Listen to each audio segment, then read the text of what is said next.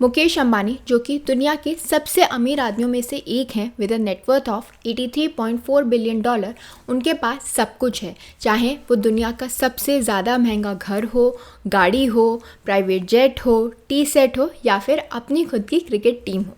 तो आप सोच होंगे कि इनके पास सब कुछ है, लेकिन फिर भी कुछ ऐसा है जो अब तक नहीं था। वो थी इंडिया की सबसे ज़्यादा हाईएस्ट सिक्योरिटी। अब जो इतना अमीर है तो उसकी लाइफ को थ्रेट तो हो गई। तो 2013 से लेके अब तक मुकेश अंबानी के पास जेड सिक्योरिटी थी और उनकी वाइफ नीता अंबानी के पास वाई सिक्योरिटी। लेकिन पिछले 2 सालों में ऐसा क्या हुआ कि उनकी ये सिक्योरिटी बढ़ानी पड़ गई, क्योंकि उनकी जान को खतरा था। और इसीलिए रिसेंटली सुप्रीम कोर्ट ने डायरेक्ट किया अथॉरिटीज़ को कि अंबानी की पूरी फैमिली को Z+ सिक्योरिटी मिले, ना सिर्फ इंडिया के अंदर बल्कि बाहर भी, आउट ऑफ इंडिया भी। और इस सिक्योरिटी की जो पूरी कॉस्ट है वो अंबानी फैमिली ही बॉन्ड करेगी, वो ही ये सारा पेमेंट करेगी। लेकिन उन्हें Z+ सिक्योरिटी मिलनी चाहिए। मगर क्यों मिलनी चाहिए? ऐसा आखिर हुआ क्या? क्यों उनकी जान को खतरा है? सिक्योरिटी बढ़ाने की ज़रूरत तब पड़ी जब फरवरी 2021 के अंदर एक एक्सप्लोसिव लेडन SUV जो है वो इंडस्ट्रियलिस्ट मुकेश अंबानी के घर के बाहर मिली। उनका जो रेजिडेंस है एंटीलिया, उसके बाहर जो है ये पूरी SUV जो है एक्सप्लोसिव से लेडन मिली। और उसके बाद से ही ये लगा कि इन सब की जान को खतरा है और इनकी जो सिक्योरिटी है वो बढ़ा देनी चाहिए। आज के हमारे वीडियो में हम समझेंगे कि इंडिया में कितनी कैटेगरीज की सिक्योरिटी अवेलेबल है और कौन सी वो अथॉरिटी है जो ये डिसाइड करता है कि किसको कितनी सिक्योरिटी मिले। तो सबसे पहले हम बात करते हैं उस मिनिस्ट्री की, उस अथॉरिटी की जो ये बताएगा कि किसको कितनी सिक्योरिटी मिलनी चाहिए, कैसे मिलनी चाहिए। इंडिया के अंदर 2 बुक्स हैं, एक ब्लू बुक और येलो बुक।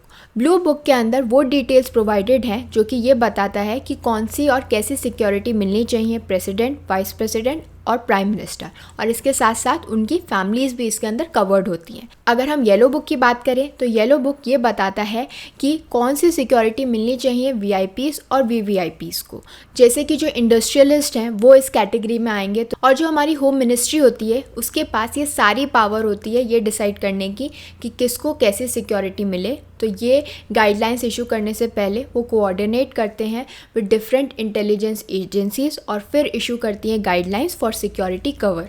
और इसके लिए जो इंटेलिजेंस एजेंसीज इन्वॉल्व रहती हैं वो हैं SPG which is special protection group, NSG national security guards, ITBP Indo Tibetan border police, CRPF central reserve police force, CISF central industrial security force. ये सारी जो एजेंसीज़ हैं they are responsible for providing securities to VVIPs, VIPs, politicians, high profile celebrities and sports persons.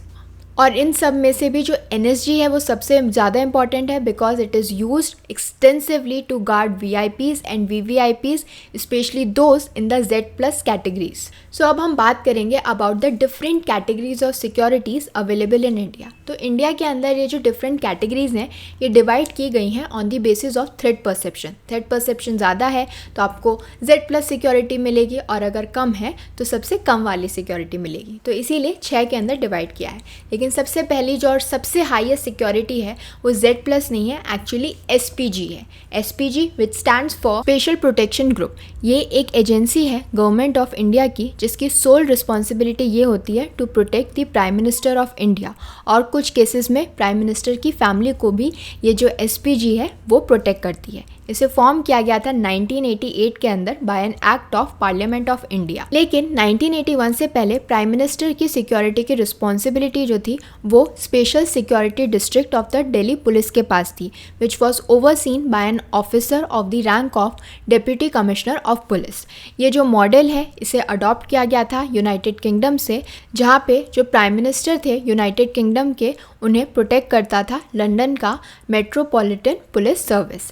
लेकिन 1984 के अंदर prime minister Indira Gandhi के assassination के बाद a review was undertaken by a committee of secretaries of the ministry of home affairs, और ये देखा गया था कि कैसे प्राइम मिनिस्टर इंदिरा गांधी के खुद के 2 बॉडीगार्ड्स ने ही उनका असैसिनेशन किया गया था। और इस ब्रीच की वजह से it was decided to entrust the security of the prime minister to an exclusive unit under the direct control of the STF।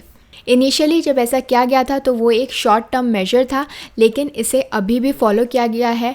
18 फरवरी 1985 को मिनिस्ट्री ऑफ होम अफेयर्स ने सेटअप किया एक बीरबल नाथ कमेटी, ताकि वो एग्जामिन कर सके इश्यूज़ एंड सबमिट कर सके recommendation to the government for prime minister security. और इसी के बाद से हमें मिल गया SPG which is special protection group, जिसका सिर्फ यही काम है कि वो प्राइम मिनिस्टर की सिक्योरिटी का ध्यान रखता है, और कुछ केसेस में प्राइम मिनिस्टर की जो फैमिली है उनकी सिक्योरिटी का ध्यान भी SPG ही रखता है। ना सिर्फ इंडिया के अंदर, लेकिन जब भी प्राइम मिनिस्टर बाहर भी मूव करते हैं, बाहर भी किसी दौरे पे जाते हैं, तब भी SPG ही उनकी सिक्योरिटी की देखरेख करता है।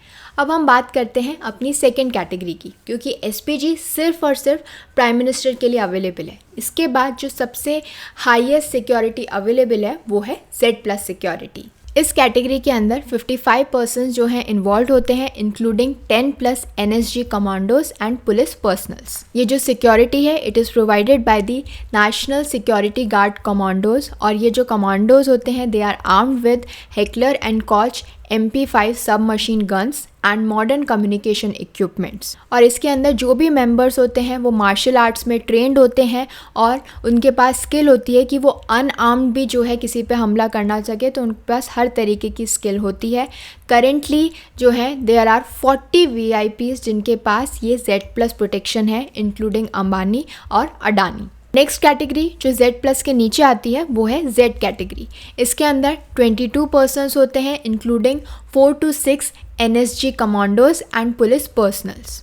NSG कमांडोज के अलावा इसके अंदर जो लोग इन्वॉल्व रहते हैं वो होती है Delhi police, Indo Tibetan border force और CRPF personnels. Next category is Y category, जिसके अंदर 8 पर्सन्स इन्वॉल्व होते हैं, including 1 or 2 commandos and police personnels. Last category is X category, जिसके अंदर 2 पर्सन्स मिलते हैं with no commandos but only armed police personal.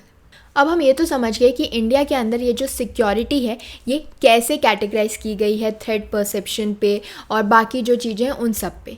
लेकिन एक्चुअली में प्रैक्टिकली में जब मैंने देखा और मैंने चीज़ों को पढ़ा तो I was surprise to know कि ये जो नंबर्स हैं ये सिक्योरिटी यहीं तक सीमित नहीं रहती, बल्कि कई ज़्यादा लोग इस सिक्योरिटी को प्रोवाइड करने के अंदर इन्वॉल्व रहते हैं। फॉर एग्जाम्पल, जब मुलायम सिंह यादव तीसरी बार उत्तर प्रदेश के चीफ मिनिस्टर बने थे तो उस समय उनके रेजिडेंस पे 200 से भी ज़्यादा सिविल पुलिस जो है वो रहती थी एज अ सिक्योरिटी। इनफैक्ट उनके जो सक्सेसर थी मायावती, उनकी सिक्योरिटी के लिए 350 से भी ज़्यादा पुलिस ऑफिसर्स जो थे उनके पास रहते थे, ताकि उनकी जान को कोई भी खतरा ना हो। सो वी कैन सी कि थ्योरी और प्रैक्टिकल लाइफ में कितना डिफरेंस है। I hope this information was helpful to all of you. Please do like, share and subscribe to my channel. Thank you.